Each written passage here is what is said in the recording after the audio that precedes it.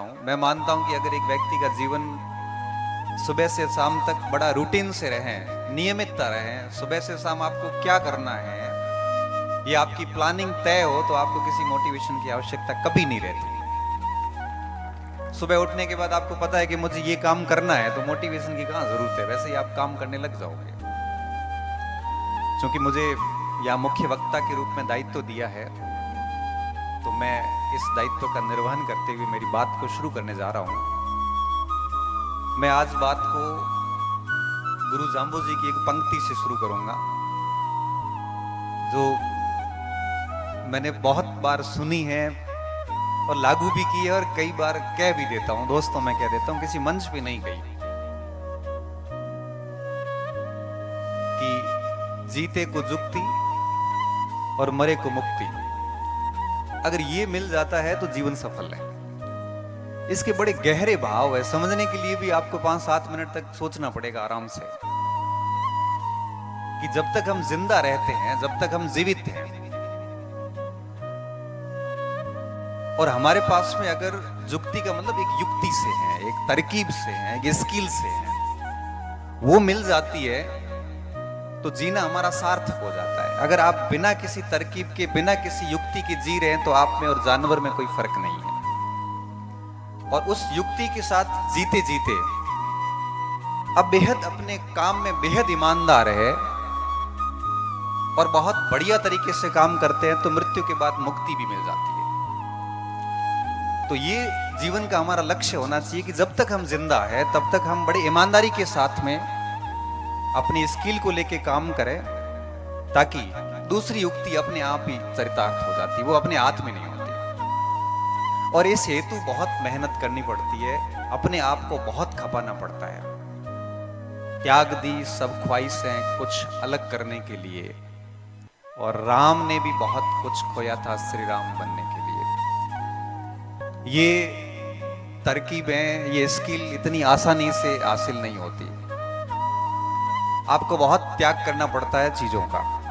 और मैं कई बार कहता हूं कि अगर नया जीवन लेना है, अगर नया व्यक्ति बन के बाहर निकलना है, अगर नए रूप में आपको बाहर आना है, नया अवतरण करना है, तो दफन होना पड़ता है। जब तक दफन नहीं होते तब तक नयापन नहीं आ पाता। एक बीज को पौधा बनने के लिए भी दफन होना पड़ता है। अगर आप चाहते हैं कि आपका एक नया वर्जन दुनिया के सामने आए, आपको लोग अलग रिस्पेक्ट दें, आप वहां से उठ के यहां तक आए, आप अपनी अलग पहचान स्थापित करें, मतलब आप इस प्रकार का अगर नया जीवन चाहते हैं, हमारे शास्त्रों में द्विज की अवधारणा आती है। द्विज का मतलब होता है व्यक्ति का जन्म 2 बार होता है। एक बार मां की कोख से होता है, और दूसरी बार गुरु के सानिध्य में वो जब शिक्षा ग्रहण करता, तब उसका दूसरा जन्म होता है। और वो दूसरा जन्म उस मनुष्य को, उस मानव को मनुष्य बनाने का कार्य करता है। और मैं मानता हूं कि जब हम शिक्षित होके अपना एक नया रूप पेश करते हैं, तो अपना नया जन्म होता है। और नया जन्म जो है, ये जो द्विज की धारणा है, अगर आपको नया जन्म लेना है तो मरना पड़ता है, दफन होना पड़ता है। कई बार स्टूडेंट कहते हैं, सर मेहनत नहीं होती, ये नहीं होता। तब मैं कहता हूं कि स्वर्ग जाने के लिए मरना खुद को ही पड़ेगा। अगर आप स्वर्ग चाहते हैं जीते जी, तो आपको खुद को मरना पड़ेगा। कोई और आपको अपने टारगेट के नजदीक नहीं ला सकता। अपने अपने युद्ध है, हर युग में अपने को ही लड़ने पड़ेंगे, और समय के शिलालेखों पर खुद को खुद ही गढ़ने पड़ेंगे। कोई आपके इस युद्ध में साथ नहीं देगा। आप अकेले हैं और आपको ही लड़ना है, और बिना लड़े कुछ भी प्राप्त नहीं होता। क्योंकि एक स्टूडेंट के सामने बहुत चुनौतियां होती है, आर्थिक संकट होते हैं उनके सामने, पारिवारिक दबाव होता है, सामाजिक रूप से भी दबाव होता है, उसके सामने एक रिजल्ट देने की एक आपके लोगों की उम्मीदें होती है, उम्र बढ़ रही होती है, और बेरोजगारी को दूर करने का एक बहुत गजब सा प्रेशर होता है, खुद पे अविश्वास की स्थिति आ जाती है, और स्टूडेंट बहुत सारी चुनौतियों का सामना करता है। और इन सारी चुनौतियों से लड़ता लड़ता एक व्यक्ति जब सफल हो जाता है, तो वो सारे संघर्ष पर ठप्पा लग जाता है जो उसने पिछले कई वर्षों से किया होता है।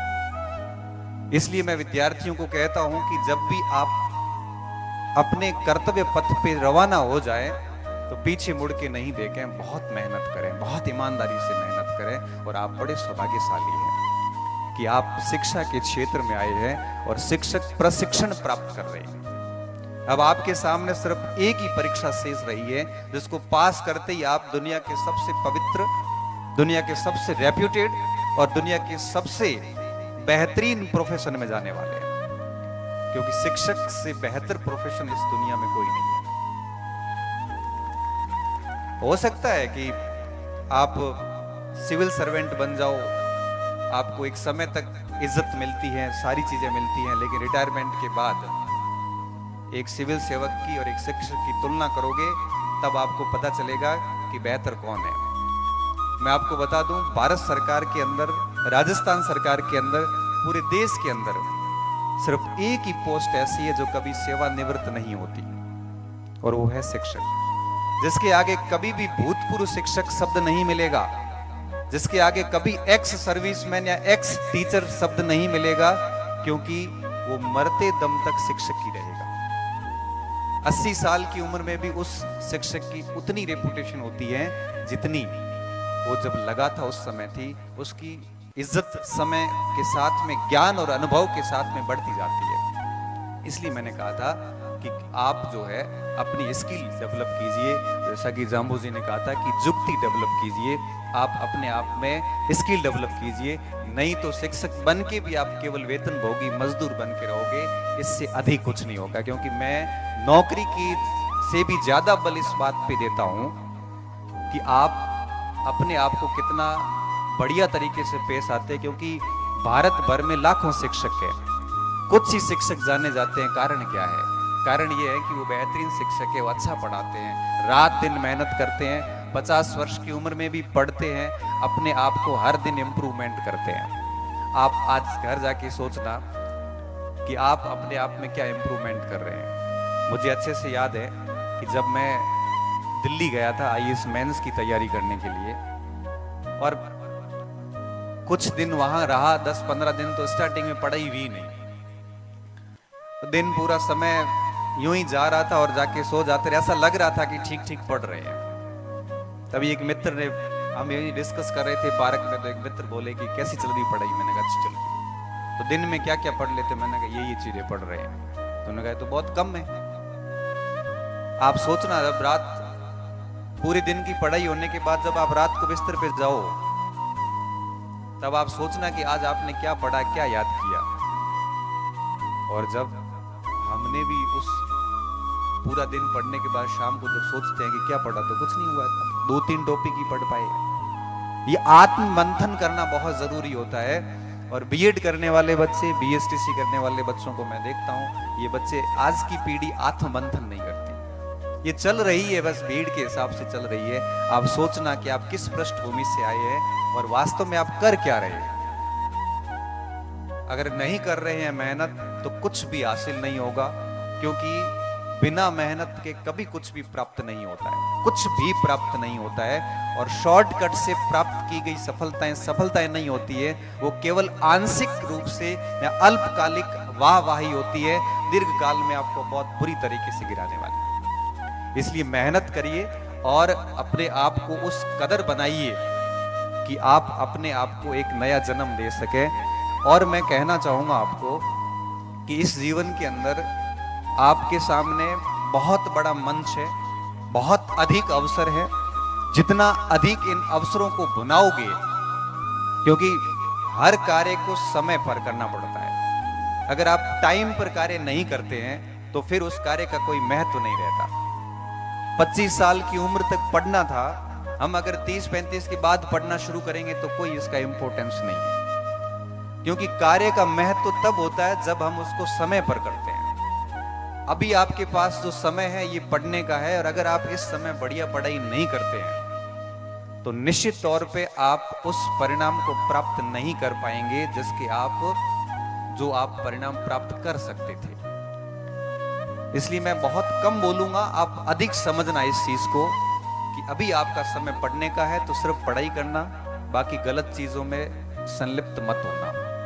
चाहे वो आपके विभिन्न प्रकार की गलत चीजें, नशे पते भी हो सकते हैं, मोबाइल की दुनिया हो सकती है, गेमिंग की दुनिया हो सकती है, ये पेपर आउट की दुनिया हो सकती है। ये जितनी भी गलत चीजें हैं, मैं कहूँगा कि इनसे दूर रहते हुए अपना सिर्फ और सिर्फ ध्येय पढ़ाई पे रखिए, अपना मार्गदर्शक कोई चुनिए और उनके बताए हुए रास्ते पे चलते हुए आगामी 3-4 साल के अंदर आप किसी अच्छी जगह पे पदस्थापित होइए। उसके बाद में भी पढ़ते रहिए, बड़ा अच्छा लगेगा, क्योंकि जीवन जीना तभी अच्छा लगता जब आप जो चाहते हो उससे अधिक आप कर रहे हो। मुझे ठीक से याद है कि मैंने कभी सोचा नहीं था कि मैं भी इस स्तर तक पढ़ पाऊंगा या प्रोफेसर बन पाऊंगा या फिर ये पीएचडी की डॉक्टरेट करूंगा। मेरे दिमाग में ऐसे कोई लक्ष्य नहीं थे।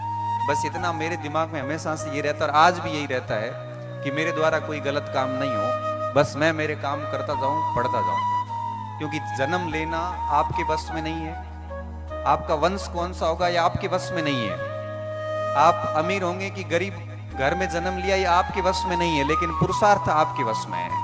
आप पुरुषार्थ करके ये सारे के सारे धब्बे खत्म कर सकते हो, बाकी सब बहाने हैं।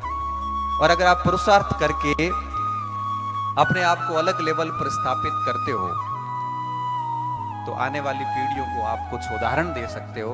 और आगे की 4 पंक्तियां मैं आपके लिए बोलूंगा, ये सारे बच्चे अपने अपने से कनेक्ट करना। मैं आपके लिए बोल रहा हूं कि शून्य नहीं जीवन हमारा, शून्य नहीं जीवन हमारा, ये मैं आपके लिए बोल रहा हूं कि शून्य नहीं जीवन हमारा।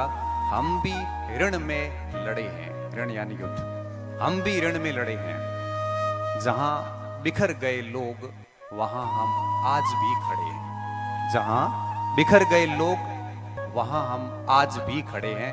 तो आप भी ये बात जो है अपने आप से कनेक्ट करिए, खूब सारी मेहनत करिए। जिस उम्मीदों उद्देश्यों के साथ में आप आए हैं, आपके परिवार ने आपको यहाँ भेजा है, आप उनकी उम्मीदों और आशाओं पर कभी कुठाराघात मत करना, अन्यथा पूरा जीवन पश्चाताप होगा। और पश्चाताप कहते उस बीमारी को है जब व्यक्ति एक बार नहीं मरता, हर दिन मरता है। रिग्रेशन होता क्या है कि आप नहीं पढ़े, आपके अटेम्प्ट पूरे हो गए, उम्र चली गई, फिर दिमाग में आएगा कि मेरे से जो कमतर स्टूडेंट थे, जिनसे मैं इंटेलिजेंट था, वो लोग लग गए, मैं रह गया। ये पश्चाताप आपको हर दिन होगा और आप हर दिन अंदर ही अंदर घुट घुट के मरोगे। और ये जो घुटन होती है हर दिन की, इसे हम पश्चाताप कहते हैं। और मैं आप सभी को कहूंगा कि ऐसा पश्चाताप आपकी जिंदगी में कभी नहीं हो, भगवान करे। इसलिए आप आज से ही अपनी मेहनत शुरू कर देना और जी तोड़ मेहनत करना जितनी आपसे हो सकती है। और ऐसी अगर मेहनत करोगे तो निश्चित तौर पे आप सफल होंगे। आपको कोई भी अपने लक्ष्य से दूर नहीं कर सकता। बाकी सारी बातें आदर्शवादी है, मूल बात यही है कि मेहनत करनी है और सही दिशा में करनी है। बाकी सारी चीजों से दूर रहते हुए तभी आपका जीवन सफल है। मैं जगदीश जी को बड़ा साधुवाद दूंगा कि हमारे बाड़मेर के अंदर भी एक छोटे से कस्बे में इतना बड़ा शिक्षा का एक बहुत बड़ा ग्रुप खड़ा किया। और ये क्योंकि हमारा जो मारवाड़ क्षेत्र है, ये शिक्षा में हमेशा से पिछड़ा क्षेत्र माना जाता रहा है। और अभी इन दिनों की अगर बात करूं तो हिंदी में हमारे 25 प्रोफेसर बने बाड़मेर में इस साल, 25 प्रोफेसर। अंग्रेजी का कल रिजल्ट पोस्टिंग हुई, अंग्रेजी में भी 5 प्रोफेसर के नाम मैं देख रहा था कि लिस्ट में है जो बाड़मेर के रहने वाले हैं। अंग्रेजी जैसी विषय में जो हम भागते हैं, वहाँ 5-5 प्रोफेसर बनना बहुत बड़ी बात है। ये सारा का सारा इन्हीं संस्थाओं की बदौलत है कि ऐसी संस्थाएं आंशिक रूप से सही या अधिक रूप से सही, न्यूनाधिक मात्रा में भी डेफिनेटली यह शिक्षा के क्षेत्रों को बढ़ाती है। तो आप अच्छे साधक बनिए और साधना करिए, तभी आप है वो इन साधनों की सहायता से साध्य को प्राप्त कर सकेंगे। इसी बात के साथ मैं मेरी वाणी को विराम देता हूँ। जय हिंद, जय भारत। और बहुत बहुत धन्यवाद जगदीश जी का कि मुझे आमंत्रित किया, मंच दिया। मेरे लायक कभी भी कोई सेवा हो, हमारे लायक सेवा यही हो सकती है कि बच्चों को से कोई बात करनी हो तो आप कभी